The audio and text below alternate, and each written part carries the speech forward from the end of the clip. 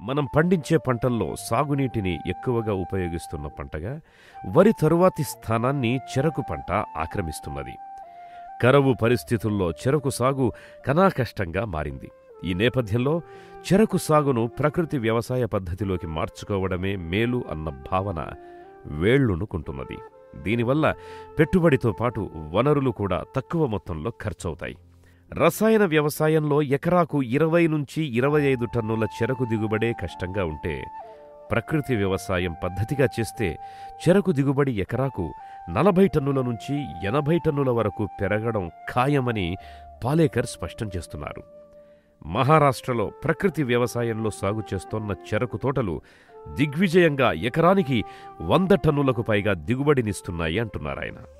నిజానికి పొలంలో చెరకు ఒక్కసారి నాటితే 100 ఏళ్లైనా కార్షి తోటలు తీసుకోవచ్చు. 3 ఏళ్లకే తోటను నరికేయాల్సిన అవసరం లేదు. మహారాష్ట్రలో ప్రకృతి వ్యవసాయంలో 12 కార్షి తోటలున్నాయి.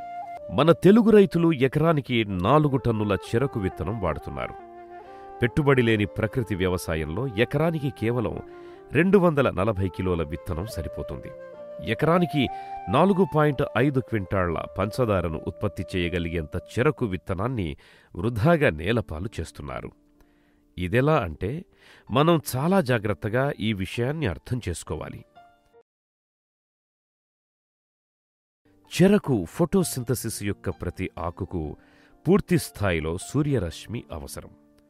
నడి ఎండాకాలంలో 50 డిగ్రీల సెంటీగ్రేడ్ ఎండను తట్టుకుని చెరకు ఆకులు ఆహారోత్పత్తి చేసుకుంటాయి.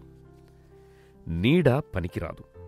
అంటే వరుసల మధ్య మొక్కల మధ్య ఎంత దూరం ఉంటే ఆకులు అంత సూర్యరశ్మిని గ్రహించి ఎక్కువ ఆహారోత్పత్తి చేసుకుంటాయి. ఫలితంగా అంతే ఎక్కువ దిగుబడొస్తుంది. ఉదాహరణకు మన రైతుల్ని తీసుకుంటే చెరకులో వరుసల మధ్య 2-3 అడుగుల దూరం పాటిస్తున్నారు. వరుసల మధ్య 3 అడుగుల దూరం పెడితే 33% ఆకులపైన ఎండపడి ఎకరానికి 20 టన్నుల దిగుబడి మాత్రమే వస్తుంది. 5 అడుగుల దూరం పెడితే 40 టన్నుల దిగుబడి వస్తుంది.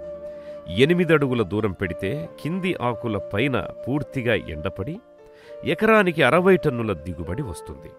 కొంతమంది రైతులకు 8x8 దూరం మరీ ఎక్కువ అనిపిస్తే 8.2గా నాటుకోవచ్చు. ఇందువల్ల ఎకరానికి 4 టన్నులకు బదులు 44 గెడలను విత్తనంగా వాడితే సుమారు 11,000 రూపాయల ఖర్చు తగ్గుతుంది. దీనిని బట్టి చివరగా ఒక విషయం మనకర్థమవుతోంది. విత్తనం ఎంత దూరం నాటితే అంత ఎక్కువ దిగుబడి సాధించవచ్చని.